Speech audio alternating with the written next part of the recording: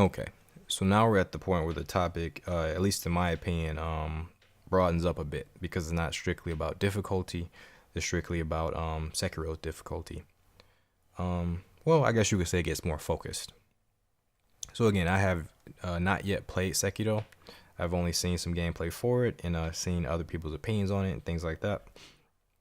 But I am aware that it is different from Dark Souls in quite a few ways. So here we go. I'm just gonna go into it. So this section is called Sekiro versus Souls.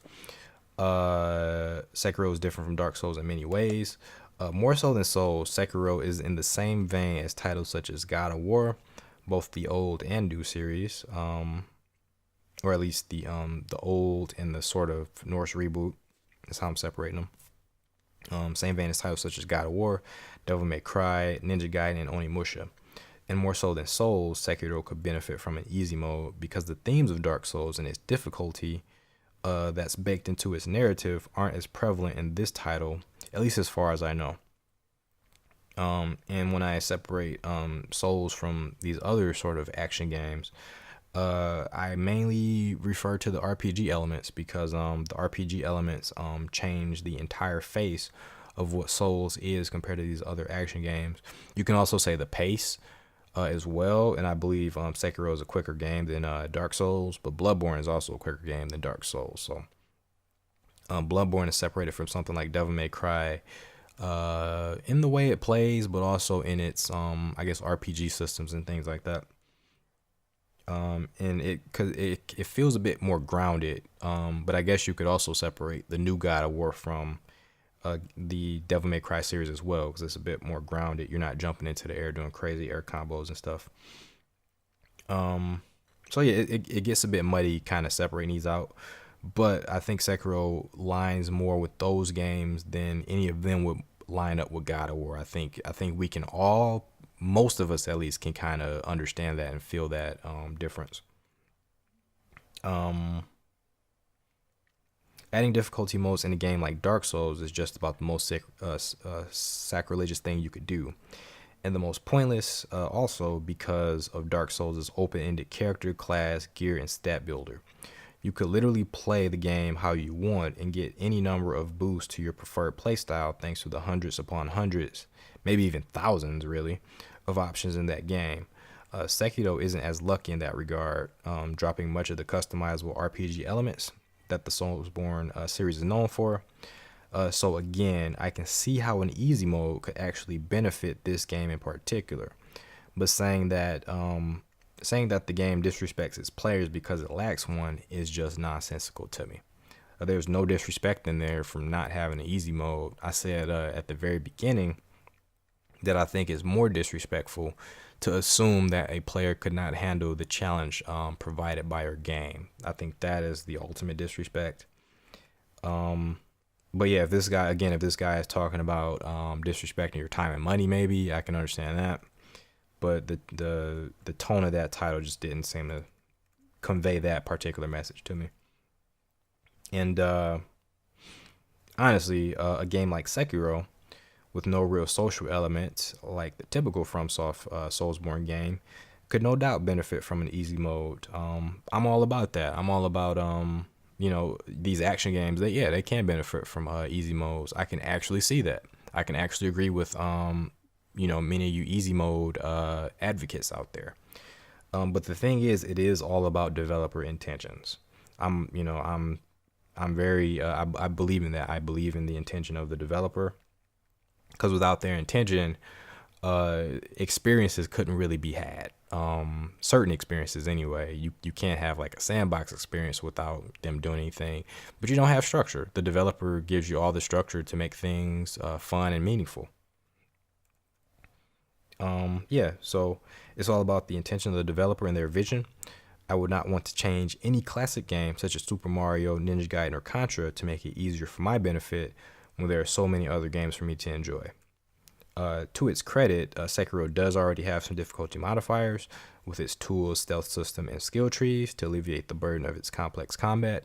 Again, I'm not going to go into specifics about this because I have not played the game, but I have seen the ways that these tools and stealth tactics can make things a bit easier for you. It doesn't like change like, it doesn't change every boss fight, because some boss fights you can't really, the tools may add to it, but the fight is still difficult. Yeah.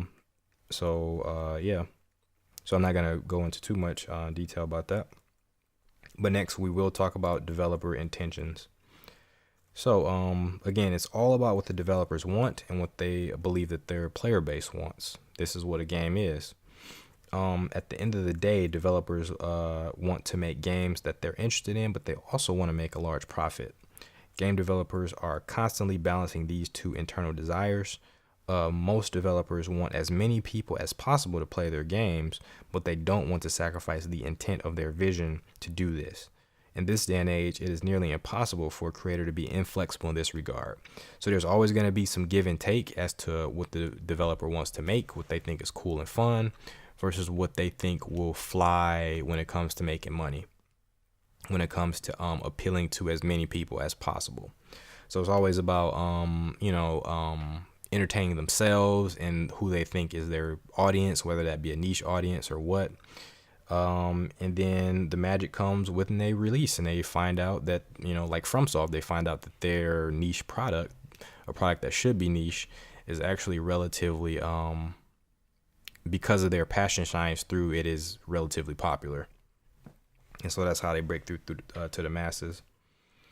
And I'm going to basically kind of pound this point out in this next paragraph here. When a AAA developer creates something with ideas thought up in a focus group with all the features they predict the widest possible audience will want, we typically get a game like The Order 1866, which David Thier called joyless and boring. Again, this is a Victorian era, thriller, just like Bloodborne, but it is a by the numbers, trying to reach as broad an audience as possible sort of experience. And this same writer, David Thier, the one who wrote about the Sekiro difficulty, he calls it joyless and boring. But when developers like From Software create the games they truly want, it captures the hearts and minds of either a small dedicated niche or the masses. From Software and the lead designer of the SoulsBorne series, Hidetaka Miyazaki, have managed both over the last decade with games that Thier calls my drug of choice and one of the most engaging gaming experiences I've ever had. So Thier is like, he's kind of destroying his own arguments here. Like he says, From Software games, specifically Bloodborne, are like the best experience in gaming he's ever had, and yet he says it's still too difficult. Like, I don't understand that. And then he says something that has been designed to appeal to as many people as possible, including its difficulty. He calls it boring and joyless. So continuing from there, From has managed to strike a nice balance ever since Demon Souls. They've been able to make the statements they want about the importance and absolute joy of conquering an arduous experience and sell that to millions of players around the world. They were able to package this message into their advertisements and push the idea to the mainstream that a challenge isn't to be hidden from or declined, it's to be faced head on with smarts and bravery. For 10 years, these games have taught millions of folks around the world that fun can be found in frustration, and that failure was only the beginning of success. That message was ever present in the entire narrative of Dark Souls and was literally the point of the whole game. You can fail as much as you want, but you have to fail forward and keep the fire inside alive. The moment you give up is the moment you go hollow. That's the whole point of these games. You just got to press forward as hard as it gets. You learn from each battle. You press forward. You get abused. You get used. You get hit. You get stabbed. But you come back, you resurrect, and you continue forward, or you go hollow, you give up, you never play the game again. That's what it's about. These games have always been about that. And again, like when he references Sekiro, maybe he has a point. It is sort of different from a typical SoulsBorne game. But he does levy these same claims against SoulsBorne games, such as Demon Souls, Dark Souls, the sequels, and Bloodborne. And he just doesn't, his point falls on its face when he says stuff like Bloodborne is the most engaging gaming experience he's ever had in his drug of choice. So next topic we'll go over is developer resources. Basically, I'm going to be really quick here. Easy modes are fine, but they really do take away resources from elsewhere in the project. They can be easy if you're just changing numbers, I guess, but they really do take away resources from other parts of a project. Consider this, for those of you who know about Dark Souls' development process. If an easy mode was added in Dark Souls, the game would likely be less complete than it already is. And many of you know that it is very much so incomplete, the original Dark Souls. They barely had enough time to put Lost Izalith in. Think if they were forced to put an easy mode into Darksiders 1 on top of that, we'd have even more cut content. If the developers don't want these things, I'm fine with that, as long as they complete their games. So again, it's all about what the developer wants. If they want to put an easy mode in there, fine, but you're not going to guilt trip them into putting an easy mode into their games. It's all about what they want. And Dark Souls 1 is the last game on the planet that needs an easy mode, because the game provides you every tool imaginable to make the game a lot easier. So it's just about playing it. And if you don't want to play the game, there's literally no point. You can watch somebody else play it. Because that's one of the complaints David Thier had, was that if you don't have the time and opportunity to play the game, then you can't beat it. So what's the point? Like, if you don't have the time and opportunity to play a game, you can't even play it, right? So how are you going to beat it if you can't play it? So the argument is kind of crazy. I'm going to get his exact quote right quick, and then we're going to hop down to accessibility. What did he say? And what he said was, the fact that these games don't have any difficulty settings means that only a certain sort of player with time, inclination, reaction speed, and lack of physical issues will ever see the final boss fight anywhere but on Twitch. This is a problem. And we can see that this is hogwash, basically. Okay. So continuing from there, okay, actually, what I'm going to do, the video is pretty long at this point. I'm going to go ahead and tackle accessibility completely separate from this, because that took longer than I thought. And once we come back, we'll tackle accessibility, as well as the importance and mass appeal of games, as well as entitlement. We'll tackle all those topics. Hopefully we can get through all of them. Accessibility is pretty long, but I think we can get through that and the others. So appreciate you guys for tuning into this one. Till next time, guys, take care. Also, again, leave your comments below. Let me know what you think. I'll respond to them, and we can continue discussing this in a civilized manner. You can also reach me on Twitter at BellOutRight. But take care, guys. Till next time, peace. What's going on, everybody? It's me, BellOutRight here. I just wanted to add something to my comments about Sekiro versus Souls difficulty. I previously said that I was behind in easy mode for Sekiro. And I still am, but I do want to add a caveat to that. I'd be behind in easy mode for Sekiro if a more organic SoulsBorne-esque method wasn't already available. Instead, the organic difficulty that the From Software games bring to the table is both unique and still to this day refreshing. So maybe they can incorporate phantoms like previously, and if they couldn't do other players, they could create more NPC allies maybe. Like for that one part with the drunkard, I think his name is I forget his name, starts with a J, but he's a drunkard with a big sword. There is an NPC ally there, but for other boss fights, I didn't see any really, any other NPC allies to assist. So I do, if they can, maybe they could put more NPC allies to assist with the harder battles, or maybe simply with every boss fight. That would be really nice of them. And perhaps they can add more powerful range weapon options so that you can whittle down enemy HP and posture from a range more easily. I know that they do have some of those in there already, such as the loaded shurikens, but perhaps they can add maybe a bow and arrow or something like that, so that you can actually fight from a range successfully. That'd be pretty cool of them. So those are just some of the organic difficulty tweaks that they can put in there, but there are already many methods in the game to increase players' HP and attack power. I don't think I gave enough credence to that when I talked about it. I might have referenced it in passing, but there are ways to there are plenty of RPG elements in the game to increase your character stats.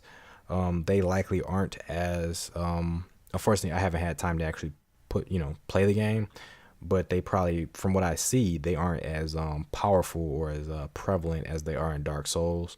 Maybe you guys can correct me on that, but the game tends to lean more in the action than it does the RPG elements. So I do think I have that part of the, I think I do have that right when it comes to, how Sekiro's, how it feels compared to Souls games. I think it's more action than RPG. But yeah, the HP that you get, the increases to your stats that you get, again, you can increase your HP or attack power to increase your survivability or the damage that you do to enemy HP and posture. You can also use shinobi tools and skills to aid in combat in whatever way you choose. There's quite a bit of choice there. Again, it's not as much as Dark Souls. It's quite limited compared to Dark Souls, but you do have a lot of options there, and a lot of options in terms of shinobi skills and things like that. The only downsides here for shinobi tools anyway, prosthetic tools, are that you are forced to use a limited resource called spirit emblems, which does suck. This is perhaps one of the limitations that could be eliminated if an easy mode was introduced. But the thing is, having such options in the game does present organic ways of dealing with difficult enemies in the way that the player wishes. So they have the systems there to actually, to incorporate their organic difficulty. And those players who are a bit more patient with the game are they're reveling in those different tools and options. But still, we can be honest about this and say that there are less options compared to normal SoulsBorne games, and more of an emphasis on the action as opposed to the RPG elements. For instance, you likely won't be able to just pile on the attack power and just mow down any enemy. You still have to get accustomed to the combat system in order to do in order to do well in the game. You really have to understand the combat system. Unlike Souls, where you can still be pretty trash at the combat, but as long as you pump enough attack power and HP, you can kind of mow down anything. So that is the difference between Sekiro and SoulsBorne games. But beyond that, unfortunately, I can't confidently say much more, because again, I have yet to touch the game myself. My insights are basically from looking at other people play it, from watching other people who are pretty much SoulsBorne gurus at the game, watching them play and listening to their opinions on it, and watching newbies play it and see the troubles that they're having with it. Feeling the game is of course different from seeing the game, so I have no way to gauge exactly how good the various tools and stat upgrades really are, outside of what these other players are saying and displaying. So again, I just wanted to add that to it, because I did downplay some of the stuff that was already in Sekiro and some of the organic options that could be in Sekiro, as opposed to a menu sort of difficulty option. But again, either way is viable. I just think that they could actually do more with what they already have to present a more organic sort of difficulty control that's more in line with their previous game philosophies, and I believe the philosophies they wanted to implement into this game. So yeah, just wanted to add more to that. So again, appreciate you guys. Take care. Till next time, everybody. Peace.